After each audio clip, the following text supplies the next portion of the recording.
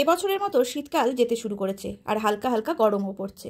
এই শুরু হয়ে গেল পুদিনা পাতার শরবত খাওয়া। গরমের সময় পুদিনা পাতার শরবত আর পুদিনা পাতার চাটনি খেতে কিন্তু দারুণ লাগে। কে কে পুদিনা পাতার শরবত খেতে ভালোবাসো অবশ্যই কিন্তু কমেন্ট করে জানিও। দুটো টবে একদম ফ্রেশ পুদিনা পাতা আছে আর এই গরমের শুরুতে এই প্রথম কিন্তু পুদিনা পাতার শরবত খাওয়া হচ্ছে আজকে। যতই পুদিনা পাতার নতুন ডগাগুলো কাটবে ততই কিন্তু পুদিনা গাছগুলো আরও বেশি ঝাঁকড়া হয়ে যাবে। মাঝে মধ্যে একটু সরিষার খোল পচা জল এই গাছের গোড়ায় দিয়ে দিই।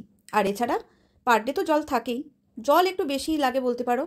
গরমের সময় এই গাছের জন্য মাটিটা একটু ভিজে স্যাঁতসেঁতে থাকলে ভালো হয়। তবে ড্রেনেজ সিস্টেম কিন্তু ভালো থাকা চাই। যে কোনো টবের গাছের ড্রেনেজ সিস্টেম যদি ভালো না হয় কিছুদিন পর কিন্তু গাছগুলো জল বসে মারা যেতে পারে। আর এই পুদিনা গাছের কাটিং থেকে খুব সহজেই চারা তৈরি করা যায়। একটু ম্যাচিওর ডাল নিয়ে মাটিতে বসিয়ে প্রতিদিন অল্প অল্প করে জল দিতে হয়। প্রথম কদিন একটু শেডে রাখতে হয়, তারপর রৌদ্রে বার করে দিলে কোনো সমস্যা হয় না। মোটামুটি 10 দিনের মধ্যেই চারা তৈরি হয়ে যায়।